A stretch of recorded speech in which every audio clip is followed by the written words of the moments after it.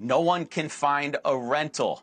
It's insane. People are trying to make deals with empty houses that were supposed to be for sale. The phone has not stopped ringing. We have over 1,500 new renters just locally. I'm about 10 minutes away from the Palisades. There's an entire off-market business that's being done right now.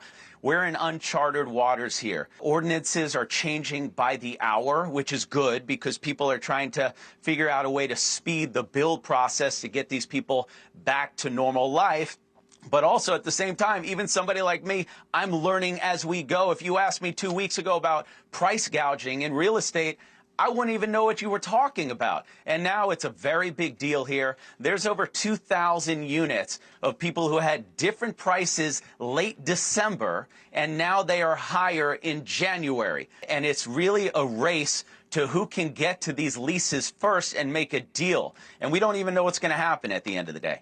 I think starting roughly on Wednesday morning, we started getting phone calls from real estate agents based in and around Los Angeles first saying, hey, we have clients who might need to evacuate. They're thinking about maybe coming to the East Coast. On Thursday, that picked up. Obviously, on Friday, it became worse and worse. We've been fielding those calls all throughout the weekend, and we've started facilitating rentals. But now those have also turned into purchases immediately, and people have come to us and said, listen, this was the final straw.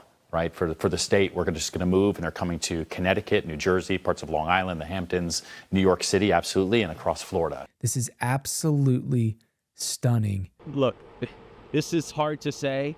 I strongly believe that 50% of the people who lived in the Palisades are not going to be moving back to the Palisades. Why? Yeah, and honestly, that number wasn't as big last week in my mind, but after the phone calls that I've been getting, people who are moving to Brentwood, Santa Monica, Bel Air, Beverly Hills. Those are going to be the markets that are going to go up because people want to be as close to normalcy as possible. Yeah. And those are those towns right around the Palisades. Yeah. Those are going to go up, that market. That's where they're going to move. It's going to be too long. These kids that are 5 years old right now that live in the Palisades and go to school, there's a chance that if things don't move fast, it could be 4 to 5 years before they're back there. These kids are now 10. They're going to different schools. Right. 50% of the people are choosing to live somewhere else based on his assessment. I believe that something different is happening with the Palisades fire.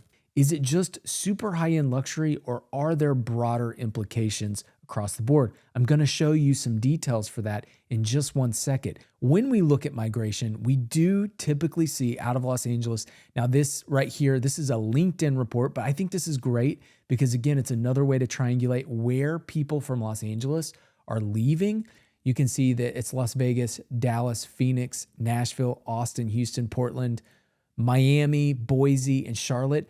If you listen to what Ryan Serhant's saying, he's a luxury real estate guy, high end. Now, because of this, I feel like there may be a different demographic that's moving because these are Palisades. These are ultra luxury. Now, I know that there's a lot of people that are like house rich that may not have the incomes, but maybe their balance sheet is huge because of the house they have. But a lot of these are ultra luxury, high end, very expensive houses. How does this impact Nashville and some of those other areas? Because if you hear Ryan Serhant, he's saying he's getting flooded with calls. You hear Josh Altman, he's saying he's getting flooded with calls.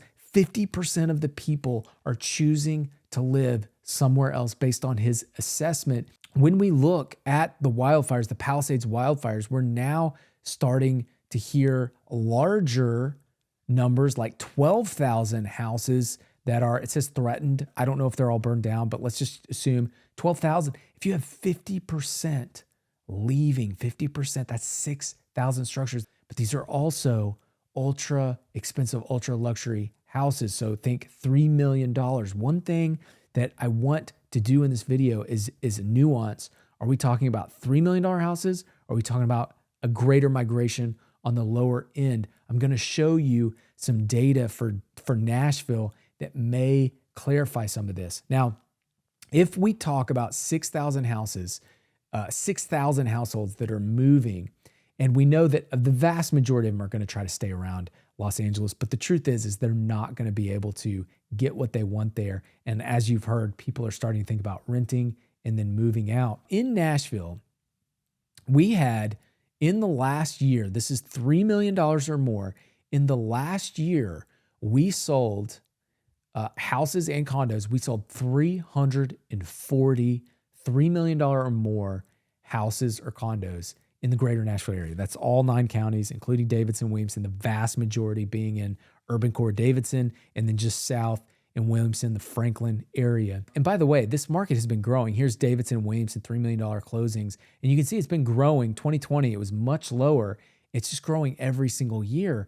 But think about this. If 6,000 houses are leaving LA, which I think that's not an unrealistic number at this point. We know it's larger and bigger than we thought when I did this video last week.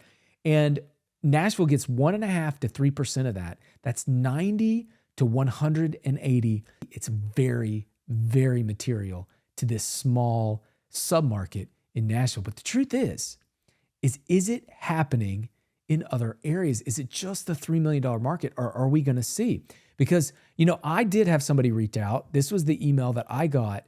And it said, this was from, this person had not lost their house yet. Hopefully they didn't. I really hope they didn't.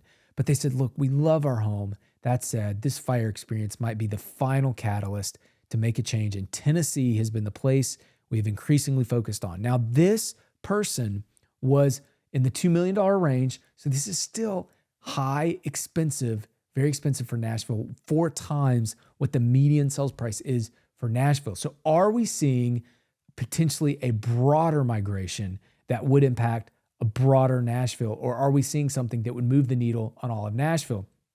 Guess what, guys? This might be the slowest start to Nashville real estate in history. And I'm not kidding when I say that. I thought 23 would be the slowest start in history, given that interest rates completely froze the market, but we are now below in contract volume where we were in 2023. We're 15% below where we were in 2024, and we are below where we were in 2023. We are entering the slowest start. Now, if you talk to real estate agents, they're feeling optimistic right now. The ones I've talked to feel like there are things moving, feel like they're getting calls, feel like they're getting ready to put things under contract. But when you look at contract volume, it is not in the data yet.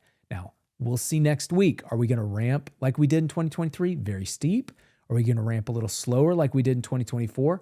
It looks like we're moving like 2024, which is still incredibly slow, that we're 15% below. It's honestly shocking. So I'm going to keep a close eye on this, because here's the other thing. It's not supply.